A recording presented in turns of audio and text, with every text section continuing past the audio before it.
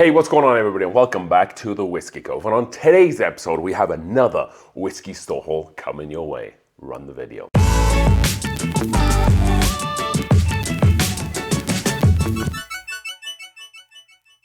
All right then, folks, thank you for joining us for a very new and exciting episode here on the Whiskey Cove, where we will be looking at some of the whiskey bottles that we were able to pick up in the last 30 days or so, and also some of the bottles that we were able to drink through, and what bottles are going out of the Whiskey Cove, what bottles are coming in too.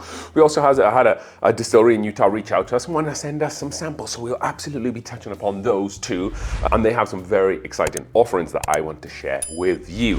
With that being said, let's look at the bottles that we were able to kill off, and actually only one this month. In June, January, and February, I try to reel back in some of the drinking, take a little bit of time off, let the liver, the kidneys, just come back up to speed from Christmas, if you like. So we were able to kill off the Glen Grant 15. This is a 15-year Scotch, but it comes in a little bit of a higher proof than maybe what you're familiar with most Scotch. This is coming in 50% ABV or 100 proof. So most Scotches generally will come in below that, but this is a fantastic offer, and you get the 15-year age statement with it too. Some tropical notes. This isn't peat heavy. There's a little small pieces of smokiness throughout, but it's not peat heavy. You just get that kind of that grainy, scotchy smoke flavor without the real peatness to it. Very happy that I was able to get this bottle. I bought that a few years back. I bought 2 or 3 of them. They were on offer for a fantastic price, like $30 each. So I think that's the last of it. There's no more Glen Grant 15 here down in the Whiskey Cove. And with that being said, let's take a look at some of the bottles that we were able to purchase. Some real great ones here.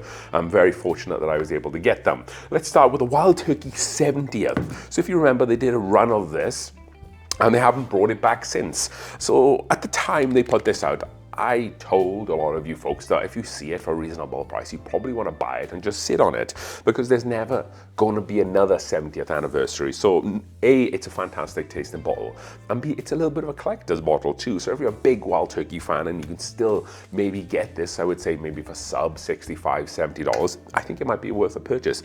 I paid $45 for this. I was traveling up in Wyoming and, you know, doing a little bit of hunting as I do, small liquor store, and they had this, but it was behind Wild Turkey 101. And then I took it to the register, rung up for right around $45, close to $50 out the door. Very happy that I was still able to find this. And this is a bottle that I'll always buy at that price. I picked up a couple last year, similar price, more closer to $50. This is an 8-year 101 product, essentially, but it's better than the 8-year 101 that they put out last year. It's like they got all the 8-year 101 barrels that they were gonna do that run and cherry picked some of the best ones for the 70th anniversary.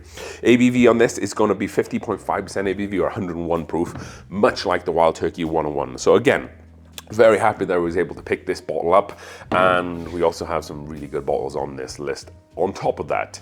So next bottle that we were able to get is the 1792 Extended Cask Finish Rum Finish.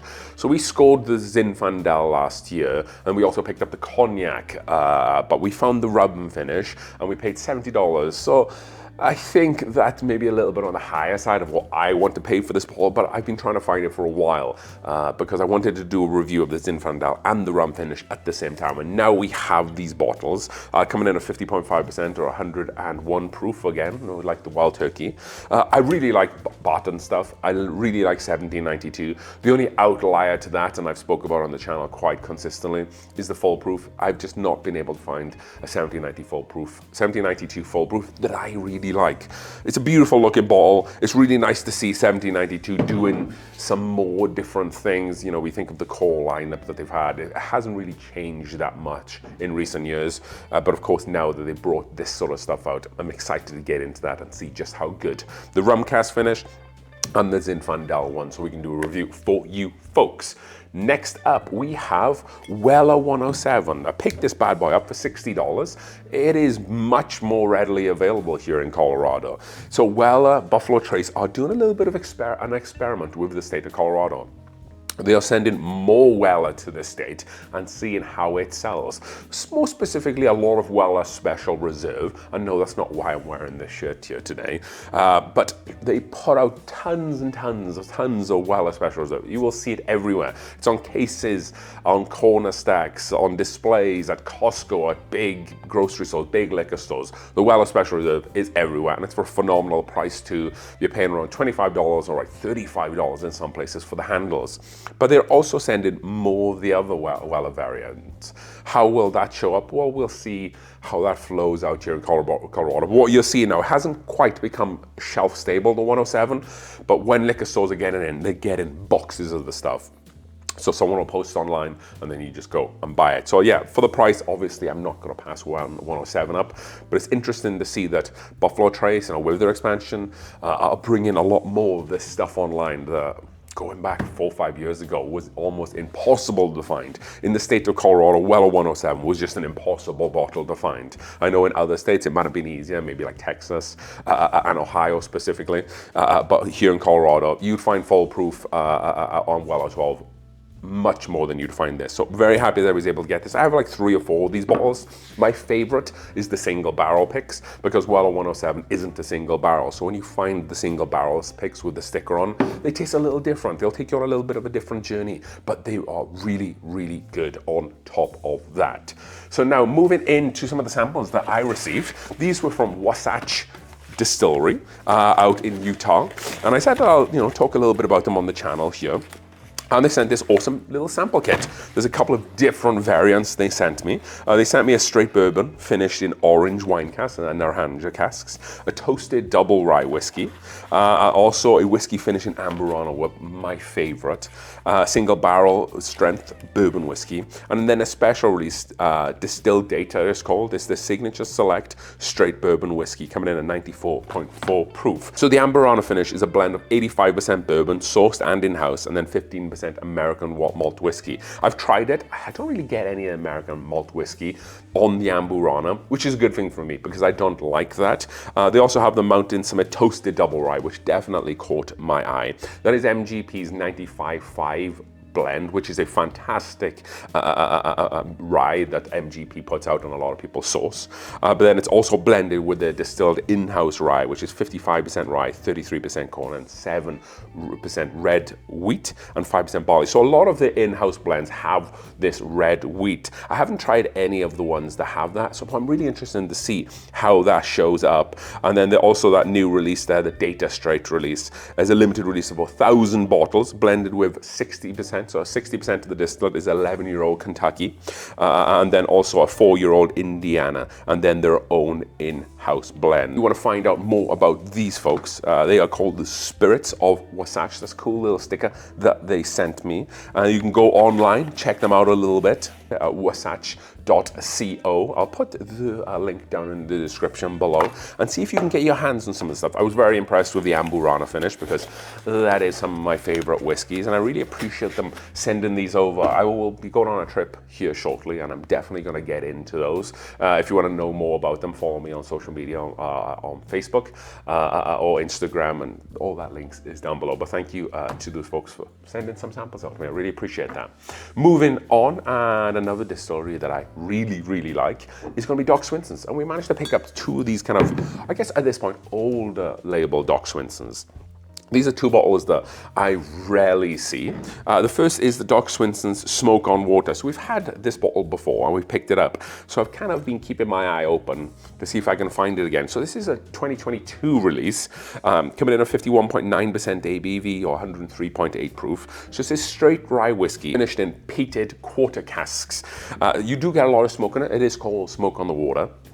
You get some of that really nice rye spice in there as well, and it does a great job of balancing it out. If you don't like peated Scotch, you're probably not gonna like this. This isn't like High West Campfire, where it's really heavily peated. This is more of a delicate whiskey, but you get an extra little bit of proof and some fruit flavors on that too. So we paid $55 for this, and I think that they only did like one run, one time, 1 year. You mostly will find this in Texas, maybe still be able to find a few bottles. Very happy that we're able to get this, and as you know on this channel, We love Doc Swinsons. And speaking of another Doc Swinsons, this is their exploratory cask, Gariana finish. So Gariana is a wood native to the Pacific Northwest, Oregon and Washington, right around where Doc Swinson's is. So this is straight bourbon whiskey finishing those Gariana oak casks, coming in at 54.4% ABV or 108.8 proof. This was released back in 2023. They also have done some subsequent releases, unlike the Smoke on Water.